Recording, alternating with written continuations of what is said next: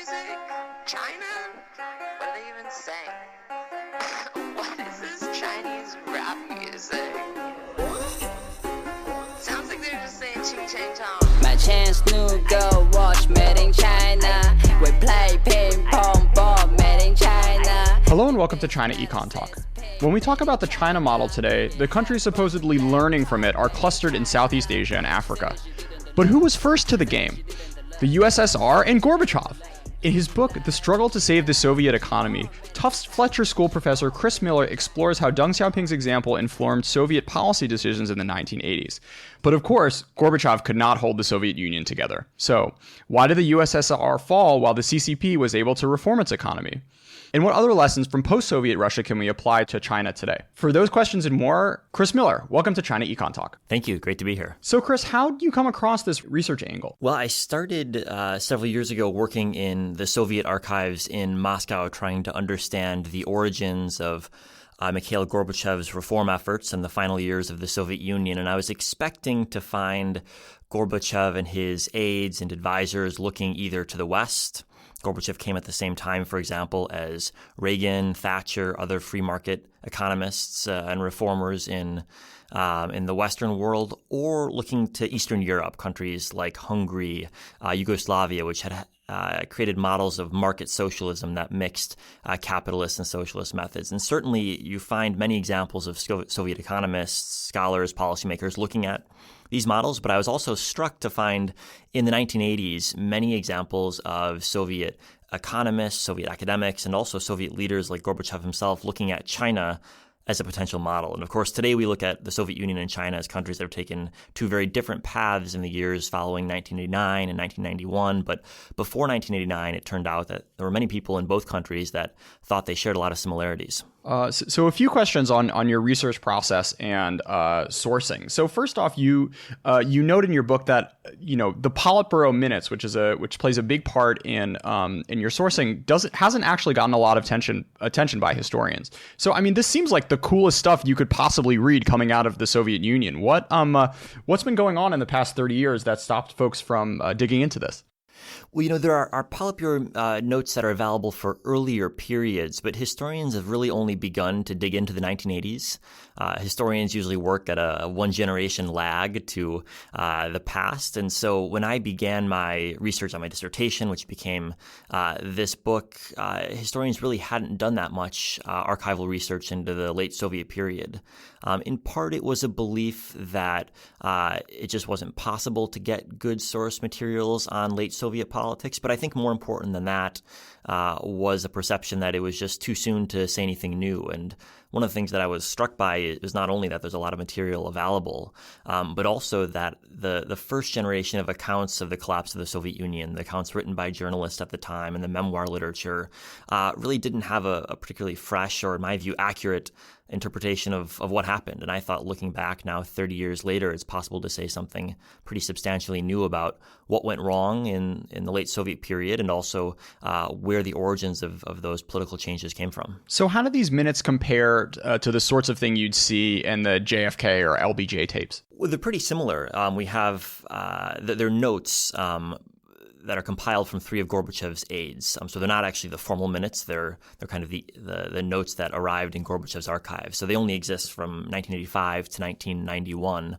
And they're not comprehensive. We have certain meetings, but not others. But what they show us is who was saying what and what issues they were debating. And so they give a sort of inside view into the debates at the highest level of Soviet politics. So you can say Gorbachev raising questions, and you can see who among his Politburo colleagues were on which side of every given issue. And one of the things that I was intrigued to find was the extent to which so many of the debates about economic policies were not only about the problems the Soviet Union faced, but also about the different interest groups that were affected by them. And as these interest groups debated and tried to advocate for their positions, they turned to foreign models to justify the policies that they were advocating. Yeah, we'll definitely come back to that interest group point later. But first, let's do a brief economic history of the Soviet Union, starting with Stalin. So how did economic policy get decided when he was in power? Well, under Stalin, the goal above all was industrialization.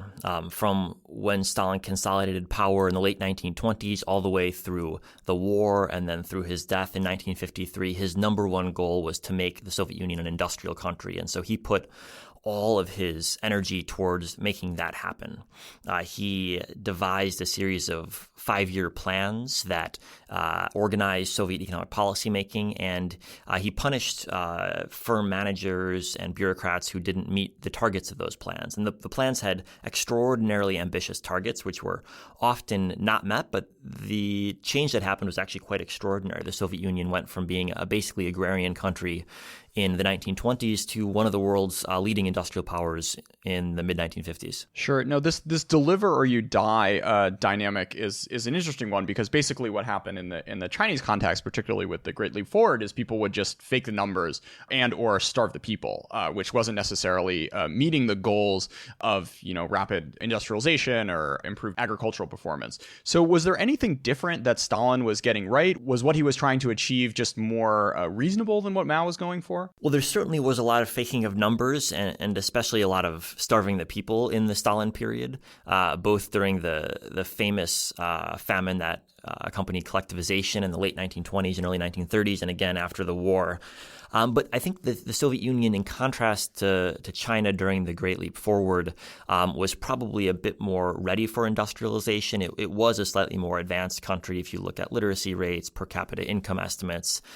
It also did have some industry that it inherited from its Tsarist predecessor. So it wasn't starting from nothing, but it did expand extraordinarily rapidly.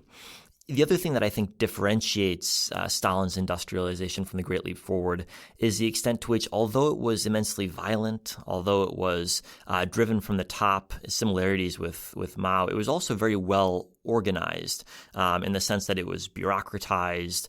There were people measuring and managing it. And so where the Great Leap Forward was marked in many ways just by revolutionary enthusiasm, the Stalinist leap forward, so to speak, was a much more organized and bureaucratic process. And do you think that came from the man himself, or something about Russian society? Where did this mindset come from? Well, if you look at where the two countries were in the structure of their revolutions at the time, Stalin was already sort of the second generation leader. Lenin had come first. Stalin had consolidated party power. He had a coherent party structure by the late 1920s. And so when he dove into collectivization, he was already recognized by everyone in the party as the dominant leader, and he already had a pretty strong organization to back him. Whereas when you look at Mao diving into the Great Leap Forward, he had neither of those things. The revolution had just happened, and he was still jockeying for power with other party elites, and it was far from obvious that he was going to be as dominant in the Chinese party as Stalin had already made himself. Sure. So let's now jump a little bit forward to Brezhnev and this idea of stability of the cadres as something that was important both to the party and to the development of the country. Yeah, the legacy of Stalin's economic policies was, on the one hand, quite negative, which is that it resulted in mass famine, for example. It was quite a violent process. But there was, of course, a positive side, too, in the industrialization that happened, and that was very real. But as the Soviet Union won the war versus the Nazis, thanks to its industrialization, under Khrushchev and into Brezhnev, there was a shift away from industrialization for industrialization's sake, and a sense that the Soviet Union needed to provide consumer goods to satisfy the demands of society.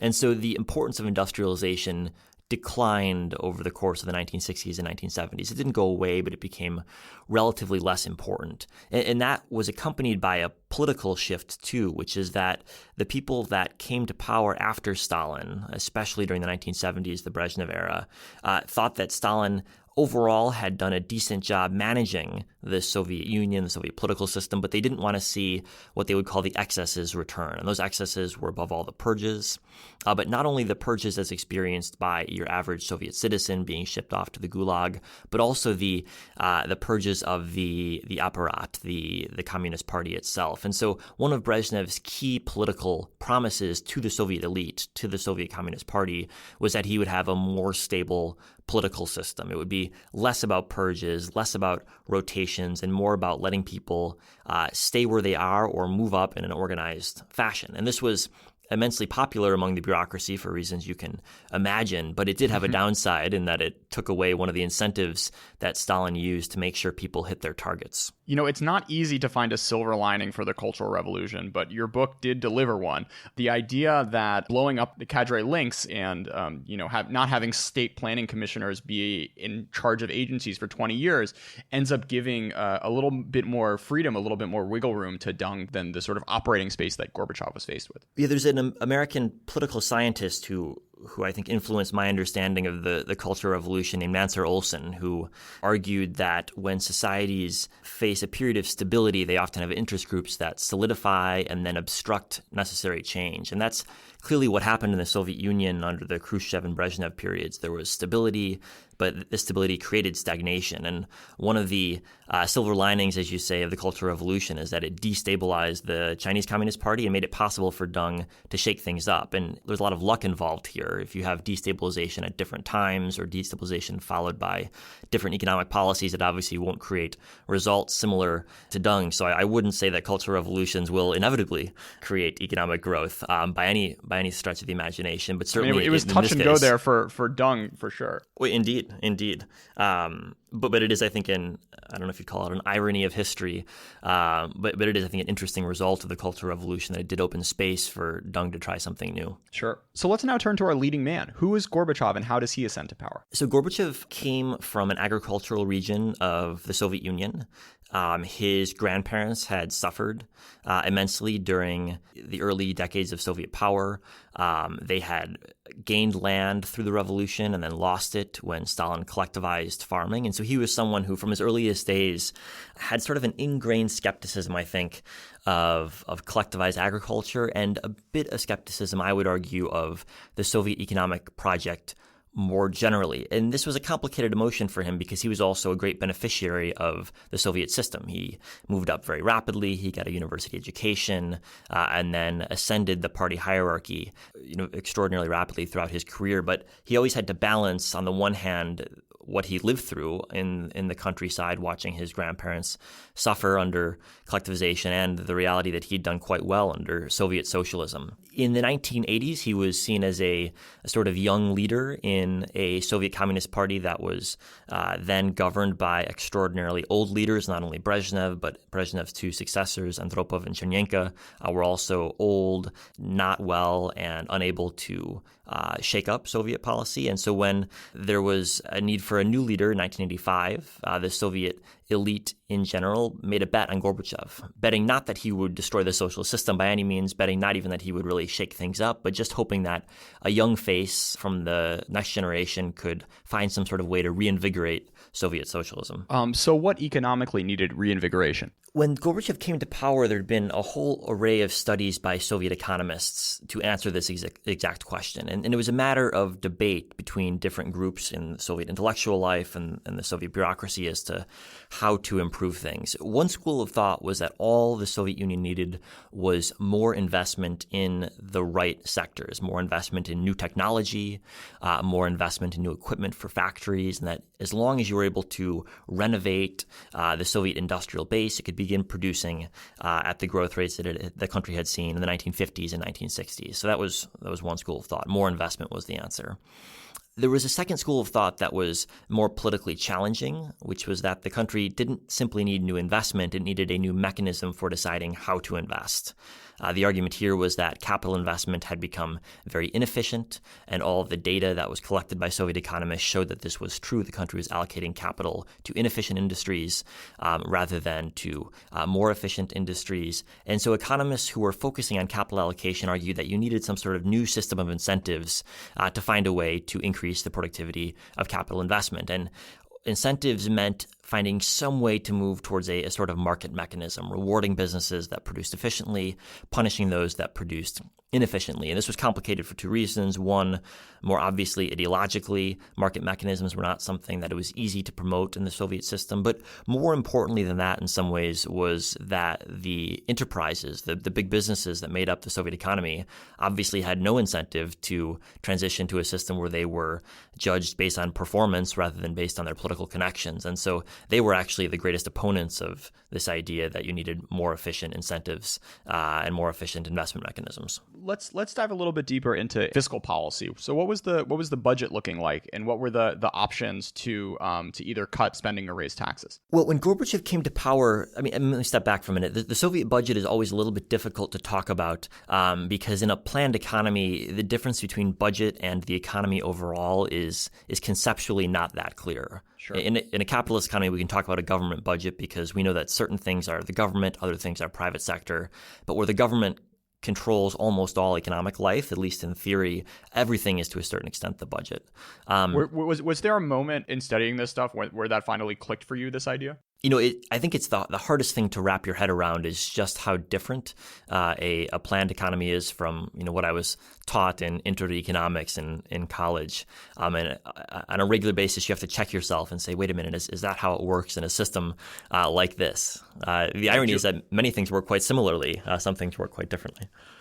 Yeah, Julian Gurwitz in his book, where he looks at how Western economists impacted the Chinese system, he had this great quote where there was a translator on a boat who was helping, these Ivy League economists trying to convey their ideas, and the translator broke down crying because there were so many new words and so many new concepts that she was just like pooped out and couldn't go on anymore. So yeah, big sort of like mind gap between the two systems from a structural standpoint as well as just an intellectual wrapping your head around these sorts of things standpoint. Absolutely, yeah. And so when I was looking at the Soviet budget data, what comes out immediately is it's difficult to say with confidence whether the economy in aggregate was in the equivalent of a balanced budget situation in a capitalist economy. But what we can say with some confidence is that the economy wasn't highly disbalanced when Gorbachev came to power, or to the extent that it was disbalanced, those disbalances have been stable over time. In other words, there were existing shortages, but those shortages had been broadly stable over time from the 60s to 85. There was some inflation, but that too had been broadly stable in kind of the broadest brushstrokes. But things changed very, very drastically when Gorbachev came to power. And so you can really talk about an economic regime change between 1985 and, say, 1987 or 1988 into the second or third year of Gorbachev's time in office. And this fiscal regime change, I think, has really been underestimated in histories of what went wrong in the Soviet Union. But it's actually quite crucial because it shows that whatever went wrong in the Soviet Union, it wasn't simply a matter of long-standing inefficiencies. Sure. So let's go into these initial decisions that really got Gorbachev into a bind. Sure. So Gorbachev, as we talked about before, Gorbachev was presented with two different schools of thought about what was going wrong in the Soviet economy. One about there was a lack of investment. The second was that there was a inefficiency in the investment process. And Gorbachev at first tried to tackle both of them. He promised more investment to the enterprises, to the industries, and he tried to shift towards an economic model that involved more incentives. The challenge that he faced was that by promising more investment, he ran up a massive budget deficit, something like, call it 10% of GDP by 1989. And this all happened before there were any real positive effects of the market-based incentive reforms he was pushing through. So the stable, if inefficient, Soviet system that he inherited in 1985 had become by 1989 a very unstable and not much less inefficient system. Okay, so what were the policy changes that Gorbachev made which put strain on the system? Well, the biggest changes that put strain on the system were the budgetary changes, spending more. And Perestroika, his system of reforms, promised both that the Soviet Union would have what he called a scientific technical revolution, which meant basically keeping up with the West in terms of computers, in terms of new technology. And it promised that average Soviet citizens would begin to feel the results very quickly. So he had both a big surge of capital investment, which is quite visible in the data, and also increases in wages, which were intended to solidify his support among the population.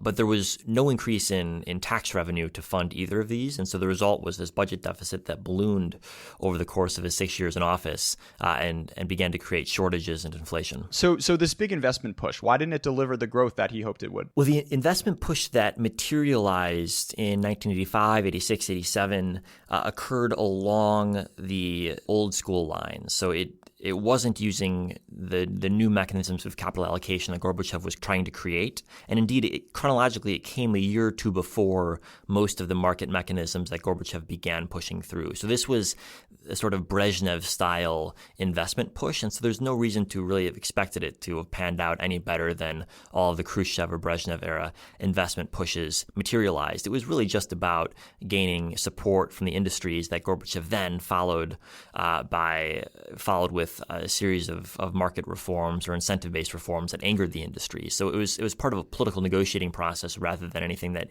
he or his economic advisors really believed would bolster growth. Were they just too confident? What was the miscalculation there? Well, I think the favorable or the charitable interpretation of Gorbachev is that it was a gamble that could have gone right but went wrong.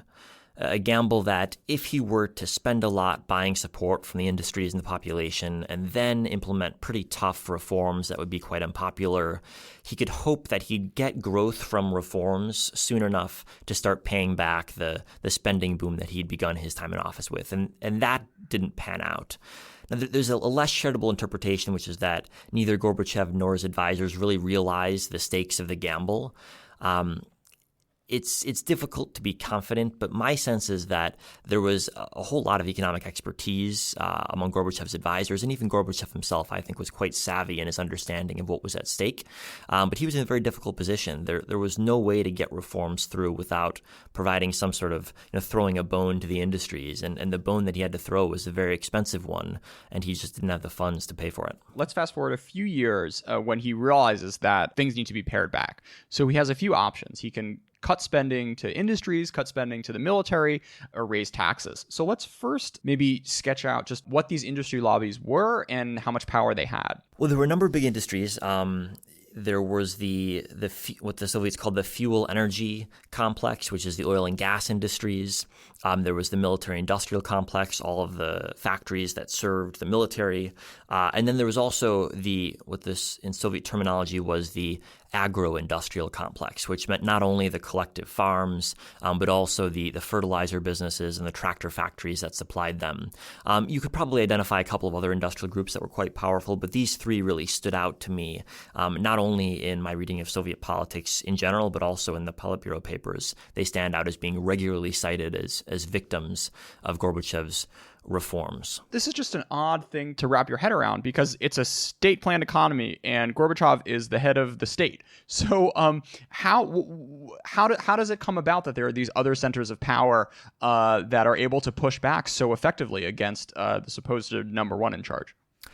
Well, even in the days of Stalin's personal dictatorship, historians have found evidence of places where Stalin wasn't always able or confident that he could push through decisions against the will of other top Soviet leaders. And especially by the time of Brezhnev and then Gorbachev, the general secretary was certainly the most important person in the Soviet Union, but far from an absolute leader. And so he had to negotiate with other Politburo leaders and other power centers within the party.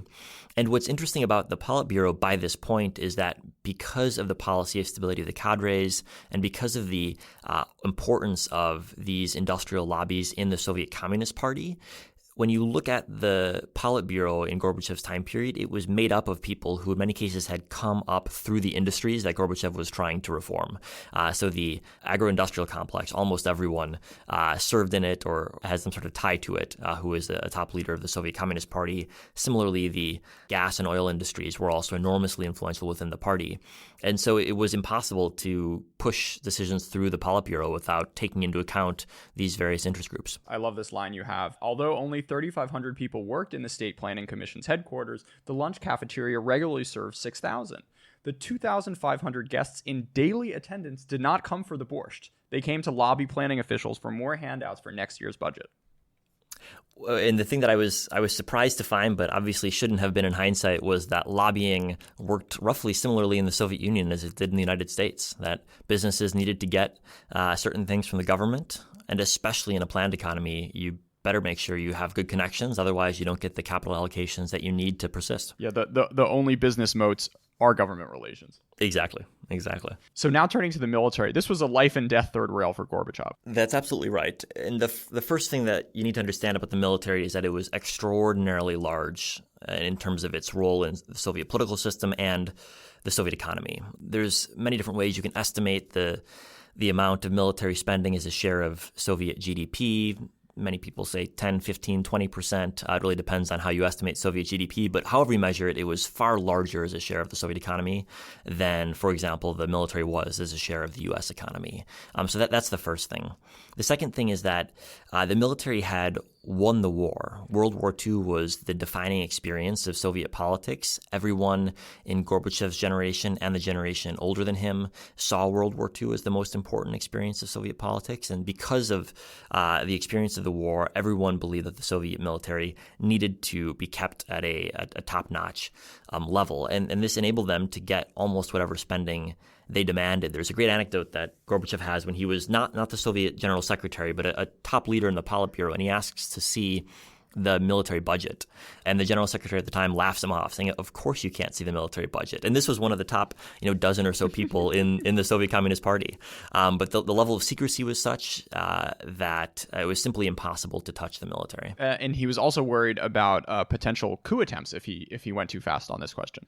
Indeed, and especially by the time he got to 1989, 1990, the risk of a coup was actually quite real. He was open about this. The Soviet press was somewhat openly writing about the prospect of a coup, and as Soviet leaders looked towards Eastern Europe, watching various dictators fall to protest movements, but also looking towards China and Tiananmen, the prospect of the military playing a role in politics seemed not just something theoretical, but something that could be quite real. Sure. So let's now maybe take a turn and look south of where Gorbachev was sitting to China. So it's ironic and interesting that whereas the USSR seemed to have this more public, harder split with Stalin, but ultimately had a much harder time getting away from his central economic policies. While on the other hand, Mao was never really thrown under the bus, but the CCP was able to make this much more abrupt hard right turn. Maybe to kick off this conversation, paint the scene of Gorbachev visiting Tiananmen and someone holding up a sign saying, "We salute the ambassador of democracy." So what was going on there in that meeting and more generally in the context of Soviet-Chinese relations? Well, Soviet-Chinese relations had been extraordinarily bad for the previous 20 years before Gorbachev's visit. The two countries fought a small war in 1969, and Gorbachev was the first Soviet leader to visit Beijing since that point. So the first point of the meeting was actually just to establish diplomatic relations. But it turned out that both for the Chinese and for Gorbachev, it ended up being about much more than that, because in both countries there was a very sharp debate at the time as to what reform socialism might look like.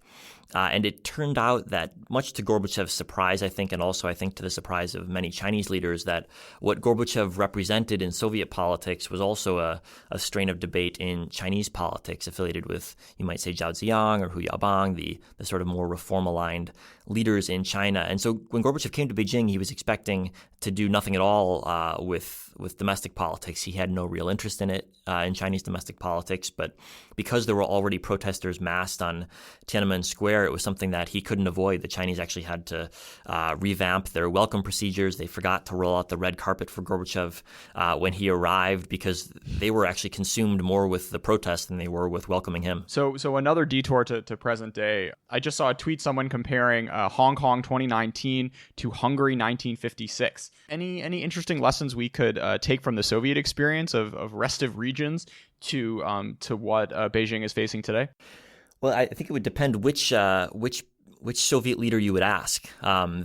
The ambassador to Hungary in 1956 was Andropov, who would later become general secretary. And the lesson that he drew was that repression works. And indeed, by his definitions, the Soviet repression of the 1956 Hungarian uprising did basically work until the 1980s. Gorbachev, of course, rejected that view because he had a different definition of what worked.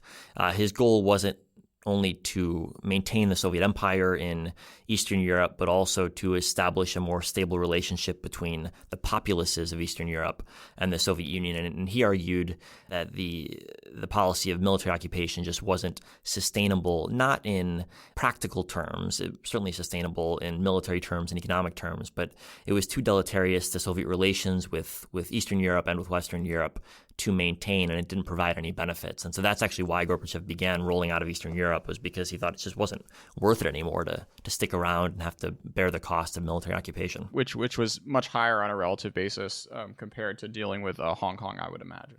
Indeed, and it doesn't seem like Xi is of Gorbachev's mindset when it comes to the benefits of Hong Kong versus the benefits of Hungary. So let's turn now to this idea that we talked about at the top of the Soviet system trying to learn from Deng and the reform and opening experience.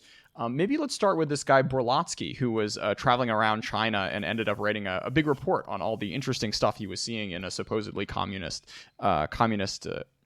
or in a supposedly socialist economy. Sure. Well, there were a number of intellectuals like Berlotsky who had been relatively influential as sort of junior advisors under Khrushchev, who saw in Khrushchev a sort of more liberal version of Soviet communism, and then who had fallen out of favor under the conservative turn that began with Brezhnev and then continued under his successors. And then when Gorbachev came to power, many of these, this kind of 1960s generation of Soviet thinkers were brought back with Gorbachev and began to be able to implement some of their ideas. And Berlotsky, like many of this generation, was constantly looking for other models of socialism that might be less violent than Stalin, but nonetheless applicable to the Soviet Union. And what's interesting about Berlotsky is that he spent much of the 70s writing very angry screeds about Mao Zedong being a horrible dictator, a hopeless tyrant. And he wrote these books not because he had any interest in China, really, but because it was tough to criticize Stalin under Brezhnev, but you could criticize Mao all you wanted. And so Berlotsky wrote a series of pamphlets and books saying that Mao was terrible, he was a tyrant, and everyone knew this was really a book about Stalin. You could just kind of take out Mao, put in Stalin, and you get the gist of Berlotsky's analysis. But over the course of his writing about China in the 70s into the early 80s, he learned a bit about China and realized that actually by the time you get to the late 1970s, things were in fact changing in China, that the Mao that he had seen as just a stand-in for Stalin had passed from the scene, and there was a new generation or an old generation that in some cases had come back and was implementing quite different policies. And so people like Berlotsky in the late 70s and especially the early 80s, they come to realize that whatever socialism had meant in China under Mao, it meant something very different under Deng. And as they grasped for methods of more humane socialism in the Soviet Union, they began to ask whether what China was doing might have lessons for what they wanted to implement at home. That's a really interesting thing with these Soviet researchers who were writing about Mao as this like kind of crypto way to criticize the government.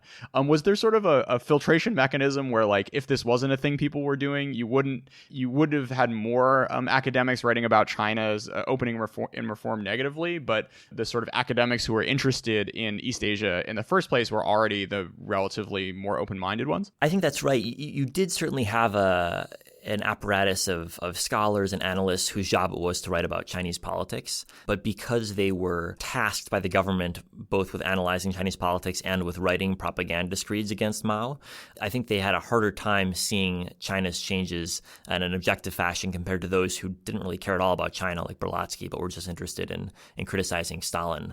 But what's interesting, I think, is even as you get to the early 1980s, so quite early in the Chinese reform process, even the most conservative anti-Chinese analysts of Chinese politics in the Soviet Union had to admit that things were different, that the Mao era was over, the Cultural Revolution was over, and Deng was doing something substantially new. So interestingly, we have the Soviet Union learning from China, but also China, it seems, was inspired by Lenin's new economic policy when he tried to get the Soviet economy back on track. Yeah, that's right. And there were a series of debates, I think, in China and in the Soviet Union about how to interpret the other country and how to use that experience. So in China, there was a period of learning from the Soviet Union in the 1950s, right after the revolution. Then that fell out of fashion during the Sino-Soviet split. And Deng picked that back up to a certain extent in the late 1970s, but looked not towards the Stalin era of industrialization, but actually towards Lenin and the new economic policy in the 1920s. And the new economic policy was pushed forward by Lenin after the revolution. And the goal was to give space to private enterprises in the countryside, give space to farmers to operate without central party control. And this worked quite well in the Soviet Union in the 1920s. It provided for agricultural recovery after the revolution. And Deng saw this and said, I wonder if we can try something at home in China and we can use Lenin to justify it. Because you always need to, cite past precedent when working in a communist society. Indeed, there was this I forget the exact number, but there was a quote from Marx.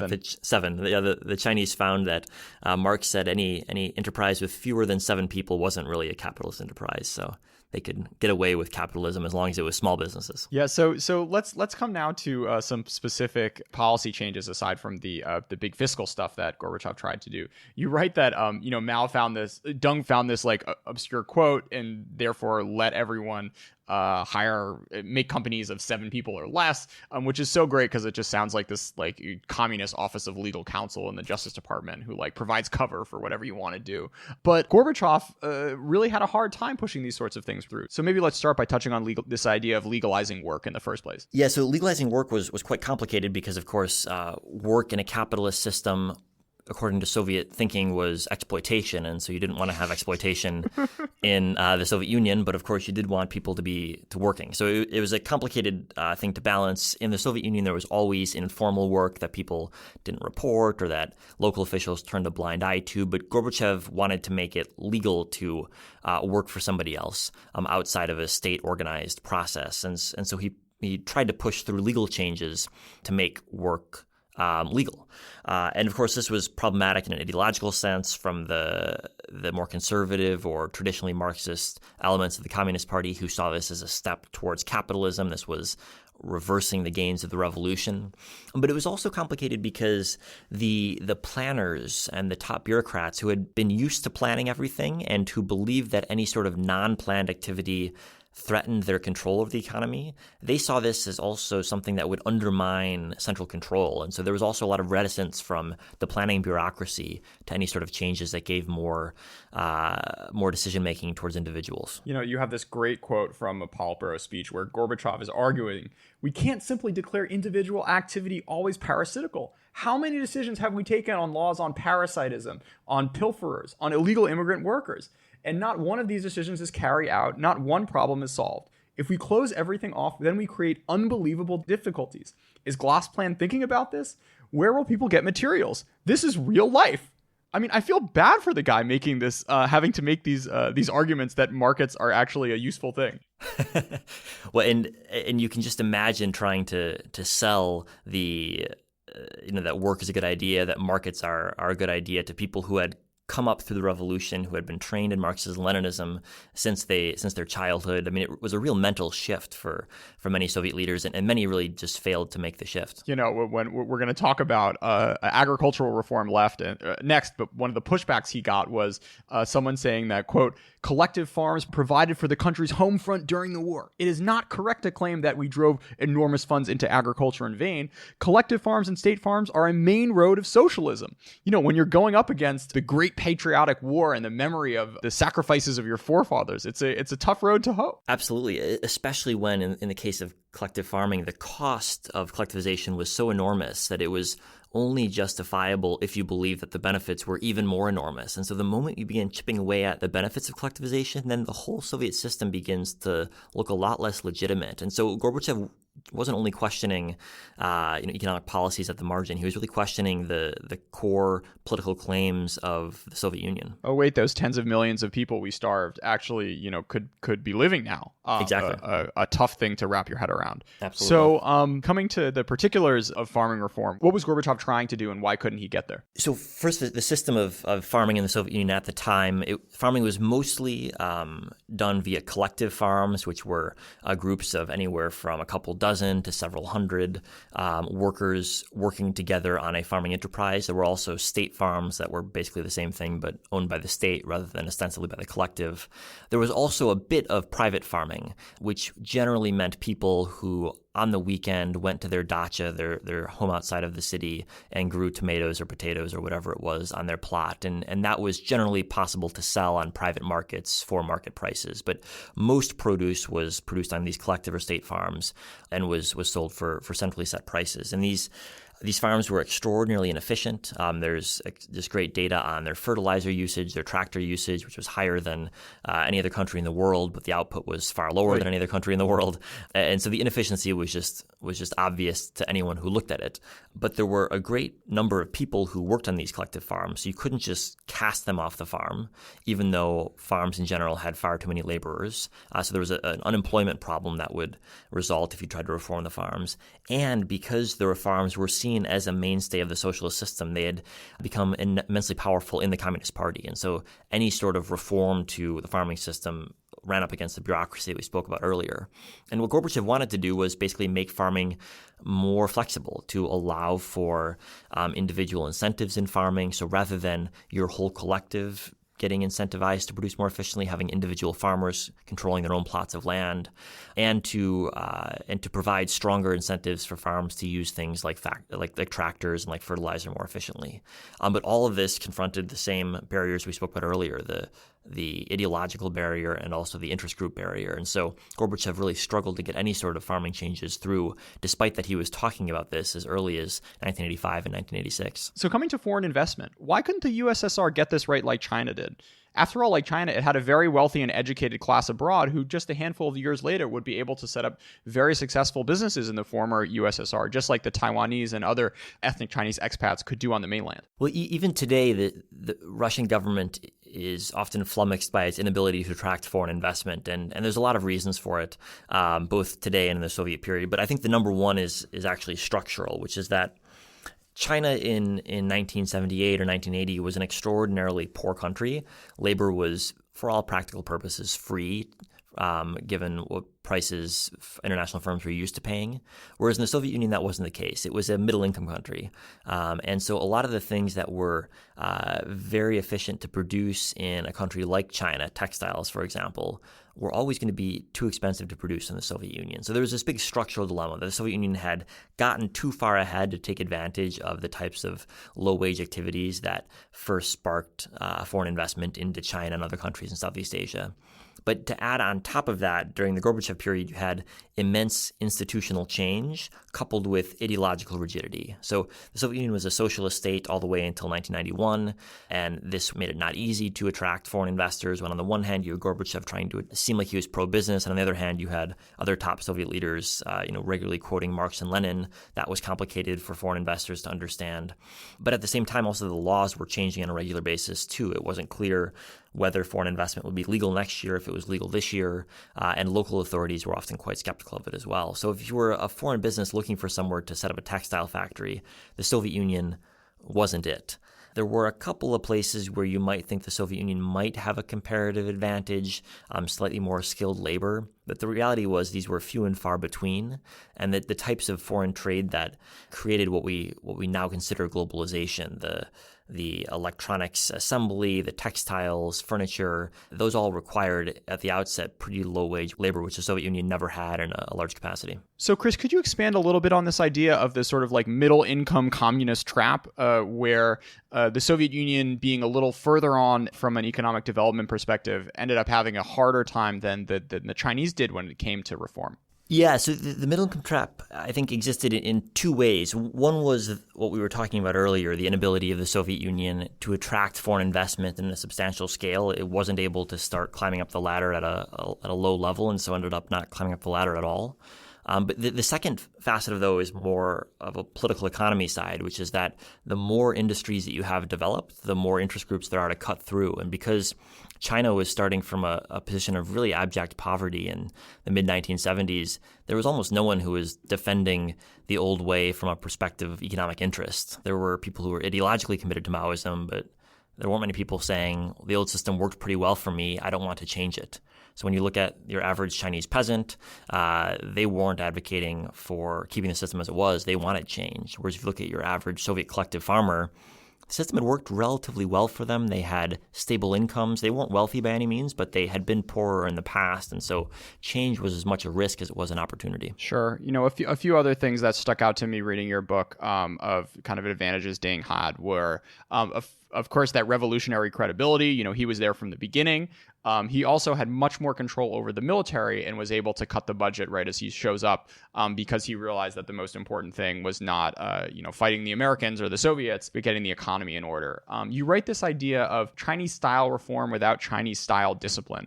So that discipline aspect was a big part of Gorbachev failed to get at. Yeah, and he had no realistic way of providing for discipline because the group that he most needed to discipline was the military.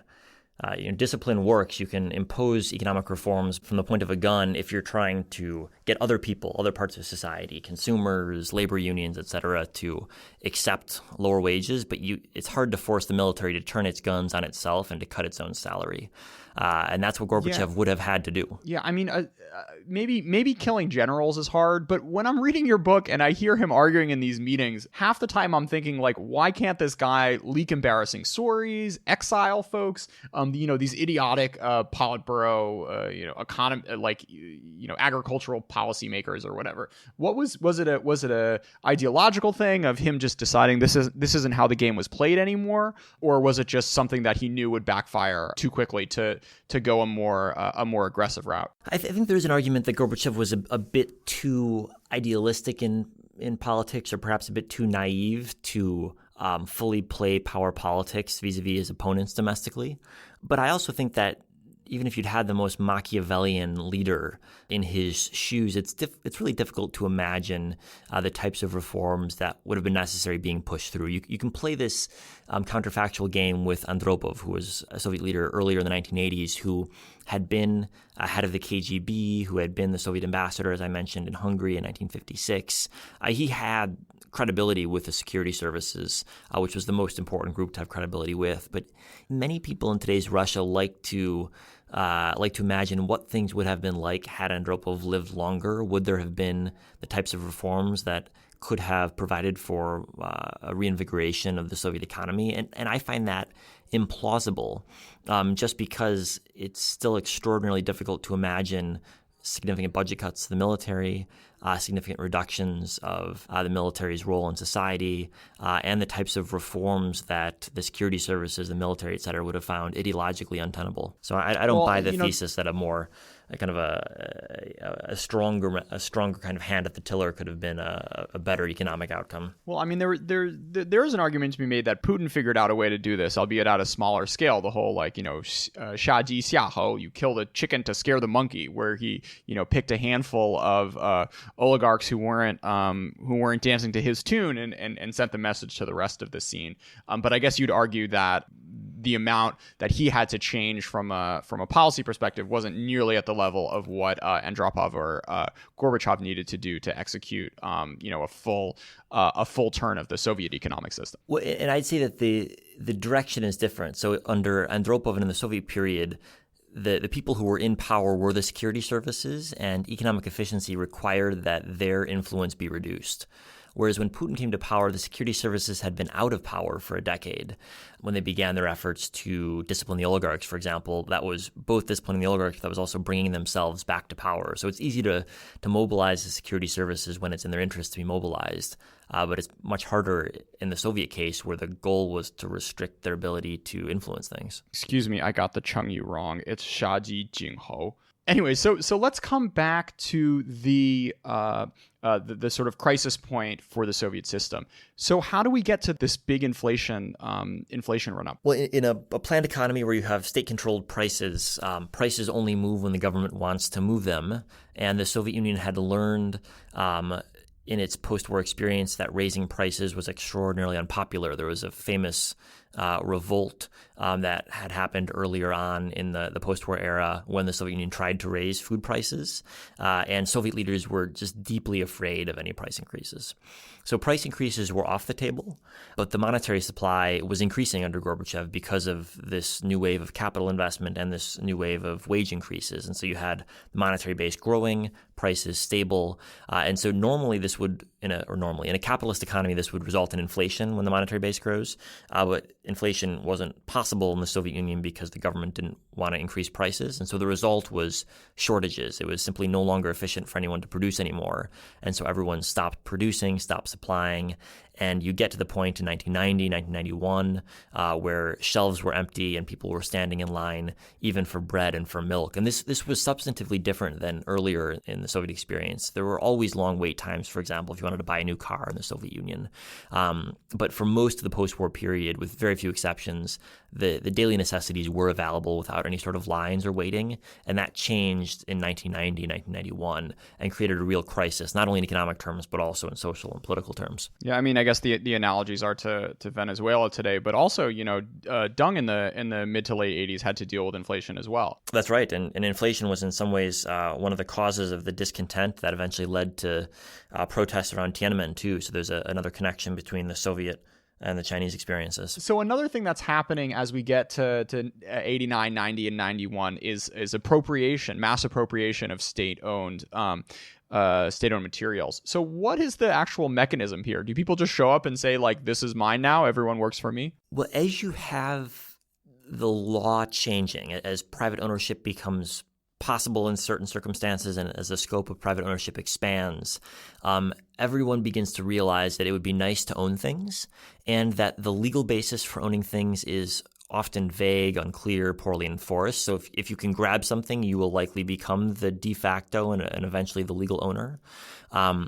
And on top of that, because of the surge of inflation and because of the conflicts within the Communist Party, legal authority is beginning to fall apart. So even if your appropriation of property is illegal, there's really no one there to enforce it. And so in 1990, 1991, everyone begins grabbing control of whatever they can.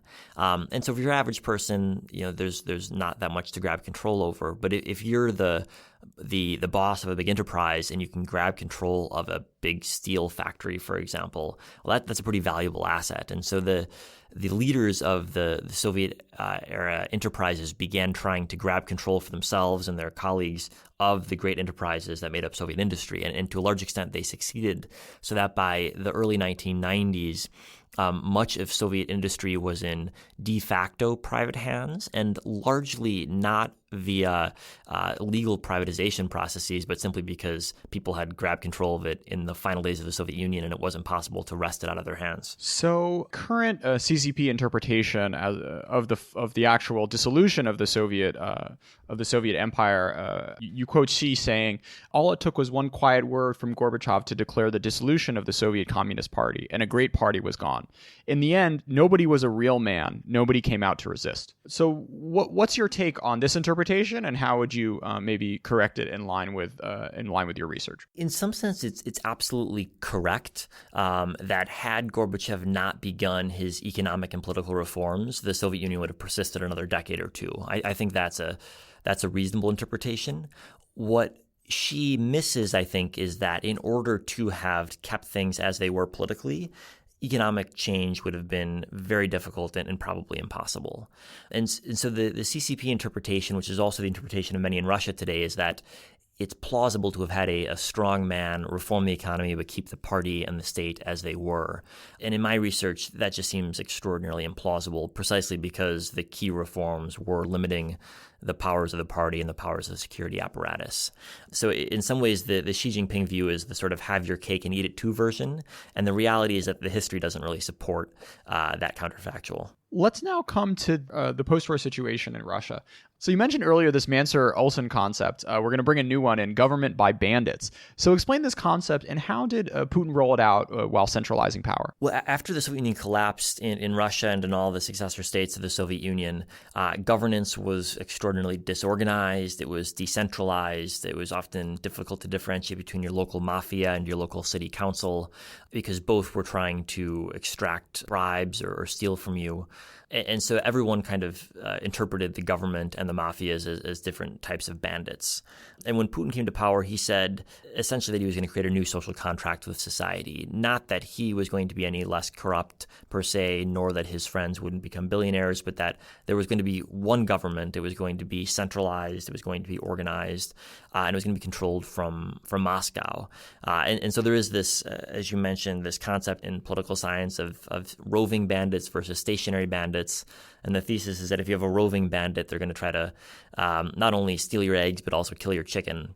Whereas if you have a stationary bandit, they'll have some sort of incentive to have your chicken have eggs every single year. So they might not kill your chicken. They'll just take a couple of eggs. And in the long run, they'll get more eggs from that sort of strategy. And that's essentially what Putin adopted in his first decade in office. He still took eggs, partially via the tax system, partially via other more corrupt methods, but he did stabilize governance in a way that was very supportive of growth in his first decade in office. And this wasn't because he was a particularly wise economic reformer per se, although his bureaucrats did push through some reforms, but broadly just because he provided stable governance in a country that had not had stable governance for over a decade. It just occurred to me that the sort of government by bandits analogy is perhaps best illustrated by the Total War series. Decisions when you conquer a city, you can either burn it to the ground and then you get more money up front, but the city is in ruins, or you can choose to occupy it and then it sort of like lowers a level, but you can still keep going. Total War, Three Kingdoms, recommend it for all those listeners out there. The changing economic policy, we go from 26 tax collectors killed in 1996 alone to at one point Lukoil sending a ton of cash without even being asked. Which is a real accomplishment, I think, for the Putin regime. What analogies and differences do you see between the sort of system that Putin was able to cook up and what currently makes the Chinese economy run? Well, the Russian government would be delighted to hear that you think there are any similarities between the two. They love the idea that they're similar to Chinese-style governance, and there's actually a lot of different ways in which they're trying to emulate what they think China has done well. The big difference is that under Putin, there was one big growth spurt in the first couple of years after Putin took power, and that was a result of the stabilization that we discussed, also a result of oil price increases. But since then, it's been basically stagnant. Since 2008, there's been hardly any economic growth, and that's been kind of the status quo. Whereas in China, it does seem like it's much more dependent on growth to have political stability. At least that's certainly what the CCP thinks. They're afraid of a slowdown lest it destabilize the political system. But the methods of creating growth were also quite different. The Russian government has never really had a serious strategy to create growth other than just to create a sort of stable environment, which worked in the 2000s and hasn't worked very well since then. Whereas in China, the local government is all about growth. People are assessed based on GDP growth in their city or in their provinces. Local government officials are deeply involved in the construction process and in building infrastructure, whereas Russian local leaders don't pay any attention to that at all. They're not assessed based on growth to any substantial degree. No one thinks that growth is particularly likely or plausible beyond just 1 or 2% a year. So it's not nearly as substantial a portion of the Russian political system as it is central to the Chinese political system. Can you talk a little bit about the Putin social contract and how it sort of constrains his economic operating space? Well, it's interesting because there's an argument actually right now that the Russian social contract is changing. Traditionally, the view for the first 15 years that Putin was in power, and this is a view that I held as well, is that Putin survived thanks to his ability to satisfy most voters, but really to buy off older voters. And he regularly won large majorities of voters over the age of 55, and he did so by massively increasing their pensions. So pensions grew regularly at double-digit rates in the 2000s. They've only fallen, I believe it's 2 years in the 20 years he's been in power. So really an impressive record when it comes to pension spending. But what's interesting is last year Putin pushed through a pretty tough pension reform that will reduce pension payouts, and there's been no obvious destabilization of the political system since then. His approval ratings have fallen a bit, but it hasn't been drastic. So I think political scientists looking at the Putin system are beginning to question the extent to which this social spending was crucial to political stability. Maybe we just haven't seen the effect yet, but it does seem like he's pulled off a pretty substantial cut to social spending without any sort of real hit to his popularity, which will be interesting if they try to do similar cuts to social spending like that in the future, whether that's something that is generalizable and they can continue cutting without any sort of cost. What's the state of Putin-Xi relations and your general take on the way the sort of Russia, U.S., China triangle has and will continue to evolve? I think Putin-Xi relations are extraordinarily good. The two leaders, by all accounts, get along quite well. They get along well because they perceive that they have a shared rival in the United States. And I think in both countries, there's a broad view among the elite that their biggest threat is the United States. And so whatever disagreements they have between themselves need to be managed with the goal of focusing on the threat from Washington as they perceive it. Among the community of Russia watchers, there's a lot of people who have expected a shift in Russia towards fearing China's rise, people looking back towards the Sino-Soviet split, and you can look at many previous examples before then. That certainly hasn't happened yet, even as China's expanded its influence in parts of the former Russian Empire, which many Russians see as Russia's traditional sphere of influence, even as China's deployed forces in Tajikistan, which 3 decades ago was part of the Soviet Union. Russia's been very, very quiet and willing to accept China's growing influence on the grounds that it desperately needs China in its confrontation with the West, and more importantly, that it desperately needs Sino-American confrontation to sustain Russia's position in Europe. Russia's global position today is one of relative weakness compared to the other two great powers, and so only when the other two great powers, the U.S. and China, are focused on each other can Russia have hope for space to act independently of agreement with the United States. Coming back to sort of a research question, we've been talking about very big issues, and you are a very young scholar. A lot of dissertations nowadays are on much narrower questions than the fall of the Soviet Union. Do you have any advice for PhD candidates out there considering biting something off that's relatively bigger than maybe what their advisor initially tells them to go into? Well, I guess what I was intrigued to find or surprised to find over the course of my research was the extent to which you can take a relatively narrow topic, like what did the Soviet Union think about Deng Xiaoping? That's a bite-sized topic, but connect it to much bigger issues like the collapse of the Soviet Union or questions of what went right in Deng Xiaoping's China. And it seems like that linkage between the narrow topic and the broader questions is what you can do to turn a sort of dissertation or a first book into something that engages with broader themes. But I think it's only after I began the research and began digging into Soviet archives in a relatively narrow piece of history and a relatively narrow set of archives that I was able to realize what the connections were to the broader themes. I didn't go in expecting to explain the collapse of the Soviet Union per se. Well, some do and never get there. So hats off, Chris. Chris Miller, thanks so much for coming on ChinaEconTalk. Thank you. It's been a fun discussion.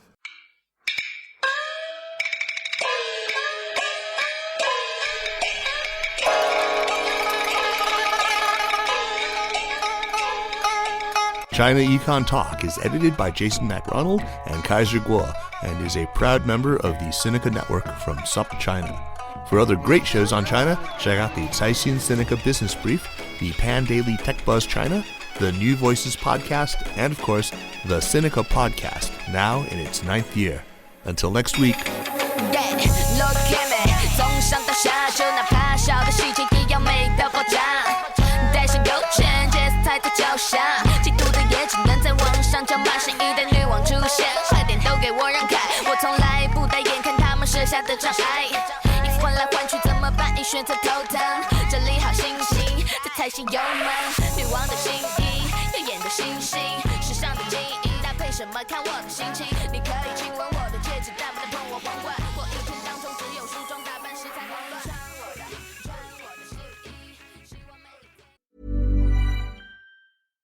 So my in-laws just called to let us know they're on their way over and we're out of food. Great. Luckily, Instacart helps me get groceries delivered in as fast as an hour. Plenty of time to cook an in-law worthy meal. Now, what to make? Chicken parm. Perfect. Download the Instacart app or visit instacart.com to get $20 off your first order using the code PREPARED20. Now the only thing to worry about is dinner conversation. Offer valid for a limited time. Minimum order $35. Delivery subject to availability. Additional terms apply.